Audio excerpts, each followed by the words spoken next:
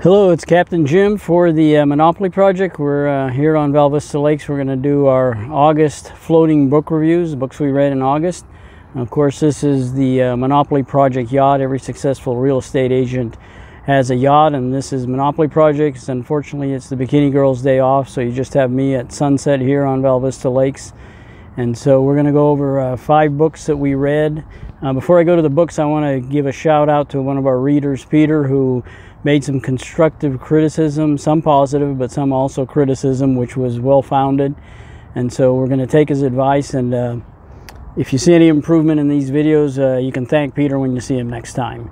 In any case, like I said, we're floating on the on Val Vista Lakes here. It's finally cooled down. It was in the hundreds forever. Now it's in the 90s, and it's much nicer. We even had a lot of rain. So we have 5 different books today. The first 2 are science fiction books. The next one is a travel log of a guy who's moved to rural France. It's very entertaining. And then the fourth one is a reminiscence of Ernest Hemingway's life in Paris in the 1920s as told through his wife's eyes.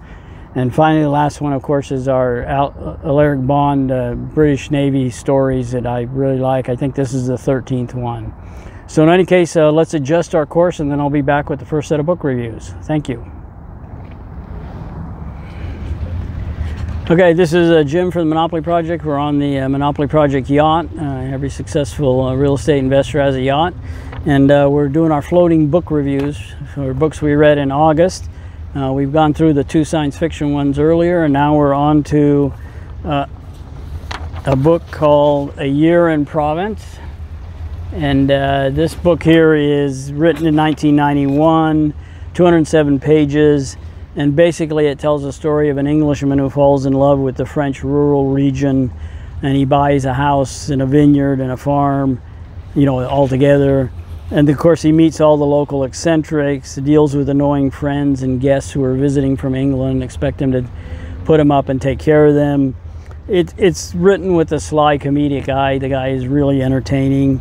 You can think of, if you remember, Green Acres, the old 1960s TV show where a Manhattan banker and his elegant wife buy a farm in the upstate New York, and of course there's all sorts of eccentric characters, but it's a whole lot better than that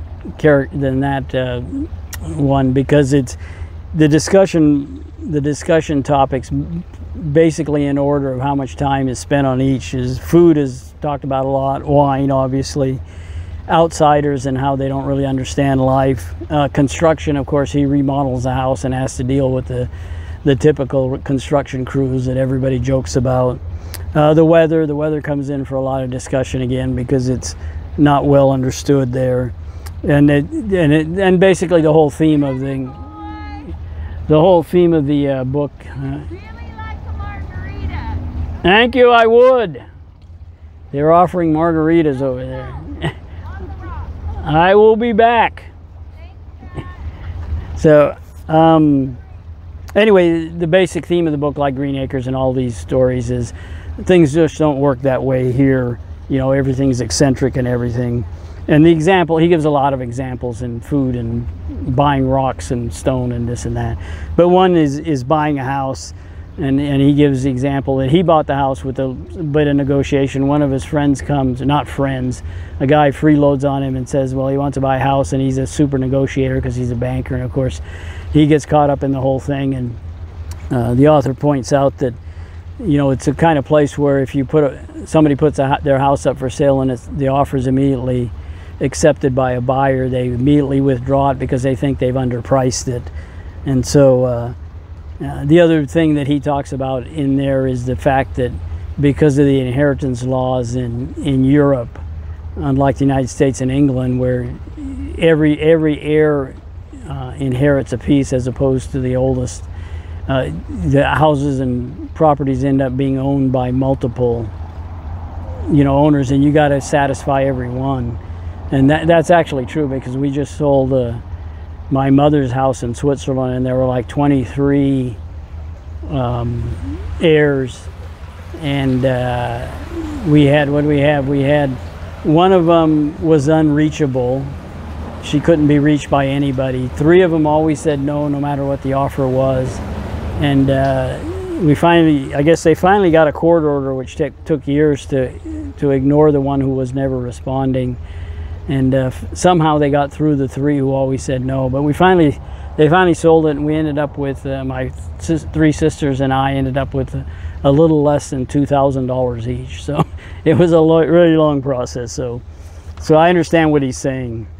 The good thing about the book, one of the good things about the book that I liked, is that he lays it out month by month. And at actually the end of the edition, he gives a 20 years later update. Like I said, the original was written in '91, so it's basically been 20 years. He's still living there, greatly enjoying it.